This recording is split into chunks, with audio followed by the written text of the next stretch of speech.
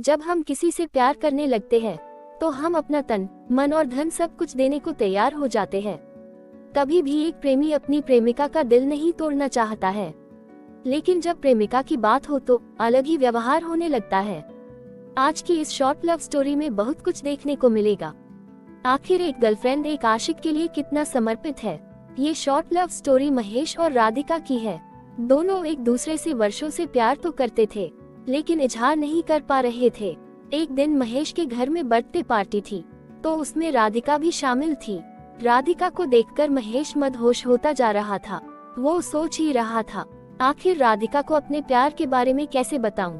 उतने में राधिका ने उससे उसके घर छोड़ने के लिए कही, तो महेश बहुत ही प्रफुल्लित मन से तैयार हो गया और रास्ते में अपने दिल की बात बताया। तो राधिका बोली, नहीं महेश, मैं आपको भाई मानती हूँ, उम्र में भी छोटी हूँ।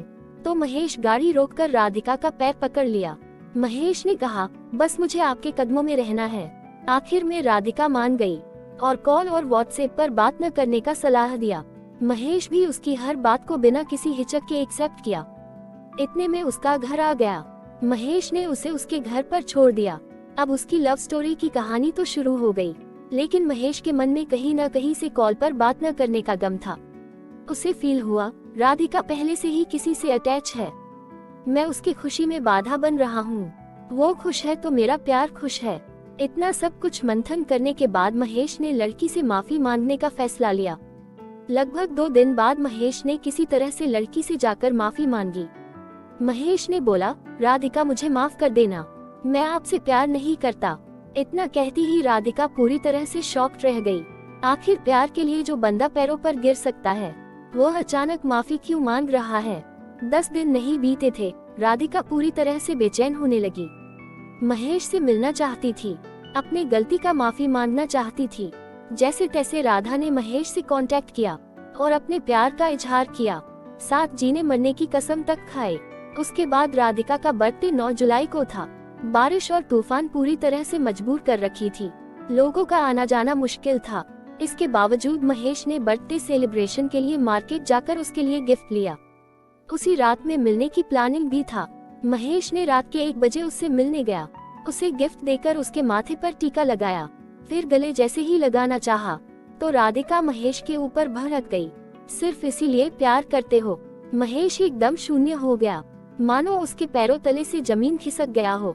वहाँ से चुपचाप भीगी आंखों में आंसू लिए चला आया। दोनों की बातचीत बंद हो गई और अलग अलग रहने लगे। महेश के दिल पर जो चोट लगी थी, वो कभी नहीं भूल सकता था। उसके सारे कांटेक्ट को ब्लॉक कर दिया था। 2 महीने बाद राधिका ने अपनी फ्रेंड के नंबर से कॉल करके माफी मांगी, तो महेश ने साफ इनकार कर दिया। मैं कभी भी आपसे संपर्क नहीं रख सकता हूँ, मैं आपके काबिल नहीं हूँ। इतना सुनते ही राधिका रोने लगी और एक चांस के लिए गिड़गिड़ाने लगी, तो महेश भी मान गया। अब दोनों की लव स्टोरी बहुत अच्छे से चल रही थी। दोनों एक दूसरे से मिलने जुलने भी लगे थे। महेश राधिका के हर जरूरत को पूरा करता था, यहाँ तक उसके कॉलेज की फीस भी भरता था। एक दिन राधिका और महेश लॉन्ग ड्राइव पर थे, तो राधिका के नंबर काफी कॉल और मैसेज आते रहते, लेकिन महेश के सामने कोई भी कॉल और मैसेज पिकअप नहीं किया। महेश को रास्ते में शक होने लगा, आखिर बात क्या है। जब महेश ने मोबाइल को चेक करने के लिए मांगा, तो राधिका ने स्विच ऑफ होने का बहाना किया। अब राधिका और भी शक के घेरे में आ गई। महेश गाड़ी रोका और मोबाइल लिया तो देखा 53 मिस्ड कॉल्स, और व्हाट्सएप खोलकर चेक किया तो आई लव जानू जैसे मैसेज लगभग 16 लड़कों के थे, जिसमें राधिका का भी रिप्लाई भी था। महेश ये सब देखकर काफी दुखी हुआ और वही रिश्ता तोड़ने का फैसला किया। लड़की को वही छोड़कर वह घर चला आया। वो कहते हैं न, सच्चा प्यार करने वालों को सच्चा प्यार नहीं मिलता है।